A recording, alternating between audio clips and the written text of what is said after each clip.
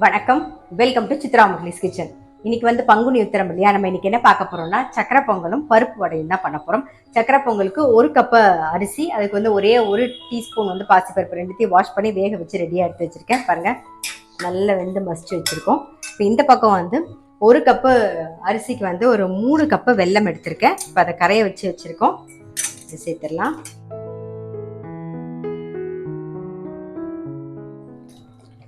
வெள்ளை கரைசலையும் சேர்த்தாச்சு.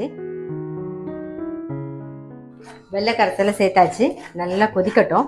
இதுலேயே வந்து ஏலக்காய் பொடியும் சேர்த்துருவோம். நாம ஏலக்காய் பொடி சேர்த்துக்கலாம். வெள்ளை கரைசல் சேர்ந்து ஒரு கொதி வந்துடுது. நெய் ஒரு ஸ்பூன் விட்டுக்கலாம். இந்த பக்கம் இடுப்ப கரண்டியில் நெய் விட்டு முந்திரி பருப்பை வறுத்து போட்டுடலாம்.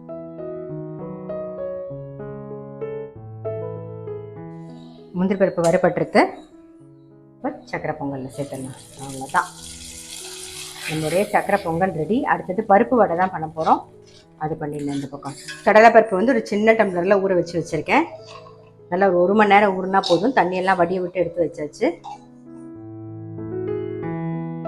ஒரு பச்சை மிளகா, ஒரே ஒரு வரமிளகா, ஒரு சின்ன துண்டு இஞ்சி, அப்புறம் உப்பு.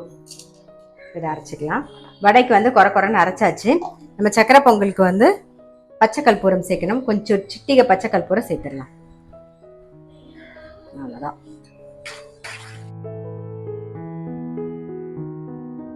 கொஞ்சம் பெருங்காய பொடி சேர்த்துக்கலாம்.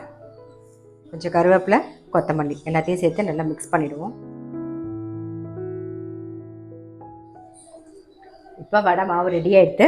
இந்த பக்கம் எண்ணெய் காஞ்சிட்டு இருக்கு. நல்லா காஞ்சிட்டு நம்ம வடையை தட்டி போட்டுடலாம்.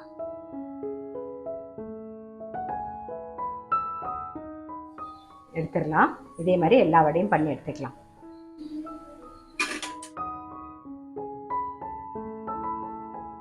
இன்னைக்கு பங்குனி உத்திரம் ஸ்பெஷலாக நம்ம வந்து சக்கரை பொங்கலும் பருப்பு வடையும் பார்த்தோம்.